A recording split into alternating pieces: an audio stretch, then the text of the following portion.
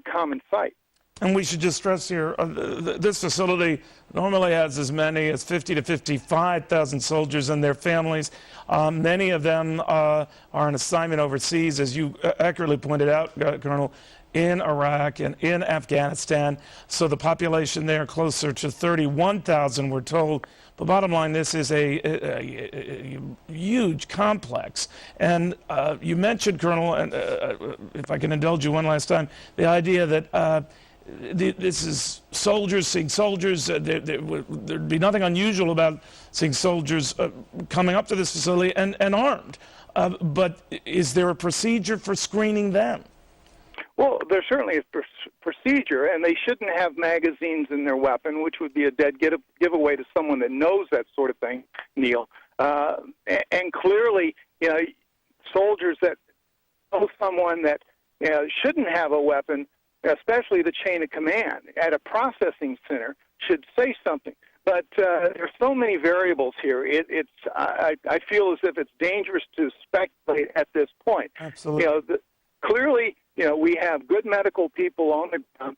The soldiers have been trained on how to provide combat assistance because they've been, for the most part, in combat. They know how to counter the fire, or they know how to duck and try to disarm someone. I'm sure there are going to be a lot of heroes on the ground because they understand the dire circumstances they're in. But, rest assured that the commanding general, the chain of command there, understands the dire situation they face. The families are going to be protected. They know how to take care of their own. And it's important for the American people that we go through this, unfortunately, every single day, where we have to, notify people that have been, whose family members have been killed or wounded, and take care of them. And the military family at Fort Hood certainly will come together this day. All right. Colonel, thank you very much. We might indulge you again later in this hour, but we do appreciate your expertise in the meantime. Also on the phone with us right now out of Texas, in person, I'm told, Senator Kay Bailey Hutchison. Senator, you know this facility well, you know this region well. Anything new you could tell us? Well, yes, I do know the area. It's a huge base. Right now, there are probably 35,000 people there, but it's a contingent of 50,000. It's just that it's a base that has a lot of deployments to both Afghanistan and Iraq. They have been a very active base in supporting our military in Iraq and Afghanistan. I talked to one of the generals there just a few minutes ago, and their information is very sketchy, but he confirmed 7 dead, but he said there were probably 30 injured at this point. And they were not positive that it was a military person, although the 2 people he confirmed, one is wounded by the military police, he's in custody, or that one is in custody, and the other was still at large at the time in the building. So, of course, they're trying to get information, and they're going to try to make a public statement as soon as they have enough information to do so. Senator, what do you make of reports we were getting earlier that FBI agents were en route to make sure, and I hope I got this quote right, there is no further killing? Do you recall the FBI ever getting itself involved, shooting or otherwise, at a military operation?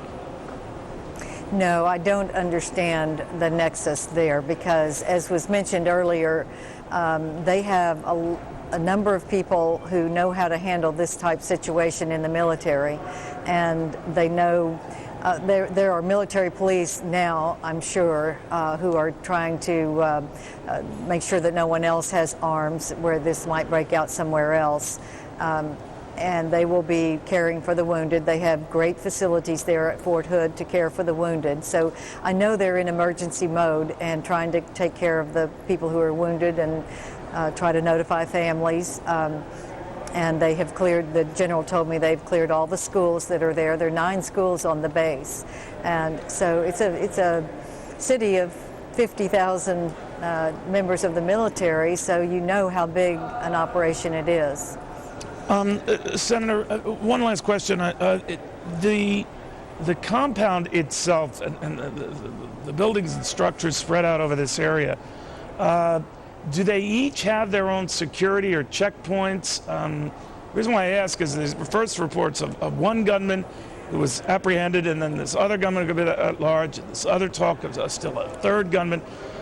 Do you know whether there are indeed multiple checkpoints that once you get in, you're cleared, then you get a little further in, you're cleared again? I know that to get on the base, you do have to have an ID. Now, there are civilian employees who work there as well, probably 9,000 of those, in addition to the roughly 50,000 troops. You do have to be cleared to come on with an ID. Whether you would have to have another set of clearance, I don't know that would be the case, particularly in the building where this happened, the processing center. I don't know that you'd have to have another clearance after you would be cleared to be on the base. All right, Senator, you have a hectic schedule yourself. We appreciate you taking some time to enlighten us to what's going on there. But Senator... Well, our hearts certainly go out to everyone there, and I know that we will all want to help the families very much. Indeed. Thank you, Neil. That is returned to you and everyone in your fine state. All right, General Bob Scales on the phone with us right now. We are getting some folks on the ground there to try to get you an idea of what is going on. General, we don't even know at this point for sure how many shooters were involved, but if it were more than two, what could that tell you? Well, Neil, it tells you two things. First of all, these guys had M16 rifles apparently, which of course is the military standard rifle. Secondly, there's more than two, so it tells you that it had to be some setup, some planned execution style event.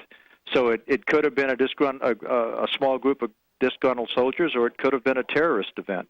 To your point about access to Fort Hood, it's very easy to get on Fort Hood. You don't need to have a military ID. You only need to have a driver's license. And once you're on Fort Hood, you're able to go virtually anywhere on the post. In fact, this processing center is open to virtually anybody going in. There's no access control at the processing center at all. The lockdown places at Fort Hood are a good distance away from the processing center. So it would have been very easy. What does that mean? So if I came up there, I mean, they would just let me through? Yep, sure would, because remember now, processing... What would I show? What would I, nothing? I'm sorry, say that again? I'm sorry, General. What would I have to show? Anything? Nothing, because you've already shown your ID as you go into the front gate of the post, and there are about 4 or 5 gates that have access to the post. It's a huge, huge post. It's probably got 45,000 soldiers and probably another 100,000, or probably another 30 or 40,000 civilians at work. Right. There. We should stress in Army terms it is indeed a post, not a base. Yep. But then, let's say I get through the main entrance, General. Right. Then there I would be checked for weapons, right? Or not necessarily. It depends on the alert status for the base. But if you have a civilian driver's license and you have a registration, normally you're not searched unless there's a reason to search. Most posts you just drive on, and if there is a search of the vehicle, as they do sometimes, they'll just open up the trunk, look in the trunk. So it'd be fairly easy for someone to smuggle a weapon onto the post, unless the guards at the post, who are civilians, not military for the most part, are alerted not to let you through. The guards are civilians? Yeah, most of because of this. Do the guards have weapons? They have pistols, and there's usually one guard that has an automatic weapon like a 9mm submachine gun. But for the most part, the guards are lightly armed. Okay. There's a lot we don't know. I appreciate just your enlightenment of the procedure, just getting to and through Fort Hood. But, General, thank you very much. Major Garrett of the White House, we told you a little earlier that the President was notified and is being kept abreast of these developments at Fort Hood. Major Garrett with the latest on that. Hey, Major. Hey, good afternoon, Neil. Robert Gibbs, the White House press secretary, I'm told, ducked into the Oval Office to notify the President of the reports initially of 7 dead at Fort Hood and multiple woundings there. Robert Gibbs conveyed that to the President in the Oval Office about 3:30, 3:35, if I'm getting my understanding of the timing down properly from White House officials. A situation room team has been assembled, Neil. They are monitoring the situation, getting developments, and relay them not only as needed to the president, but to his senior staff, because not